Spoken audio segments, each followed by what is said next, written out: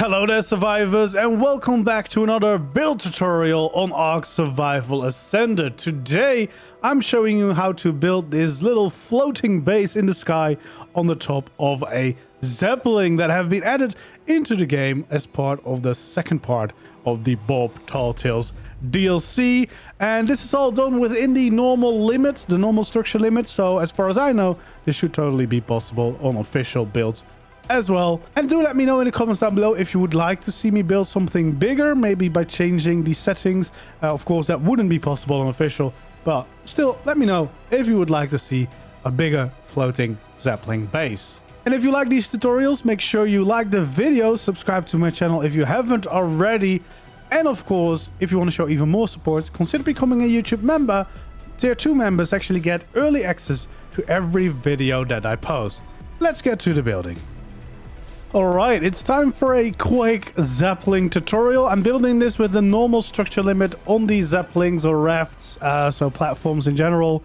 And the first thing we want to do is place down the foundation, but we want to line up in a way that we can still use the ladders. So right now we're going to try it like this, so slightly over the edge that we have here in the front.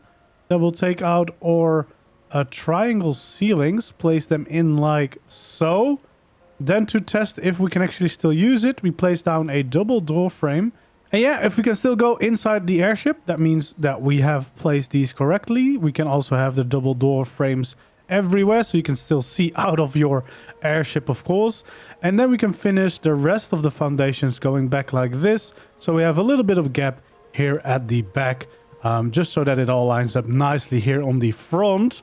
Then we're going to take out the frontier skins for these double door frames, just to kind of keep the wooden vibe going that we have here on the front as well. I think that looks quite nice indeed.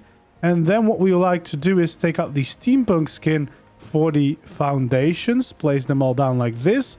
But then I personally prefer to change them to the glass so that we see a little bit of the accents that are below it in like the wood of the Zeppelin itself. But of course, if you prefer the normal texture, you can use that. You could also just have the wooden floor from the frontier skins. To be honest, it's pretty much personal preference, but I really like these glass textures for these, so we're gonna do that all the way around. Yeah, just because it looks quite nice and it looks quite steampunky as well. So this should be the whole floor that we have for our building. Then the rest of the build is actually fairly simple. Here, these first walls, we want to use some windows in them so that we can have some light in there and just look outside. And then we have two normal walls next to that, connecting like this and ending in a pillar on both sides. Now, of course, we want to change these skins to the steampunk skins so that we have the fancy interior and a little bit of the metal accents here on the back. And then it's already time to start working on the roof, because of course we do not have that many structures.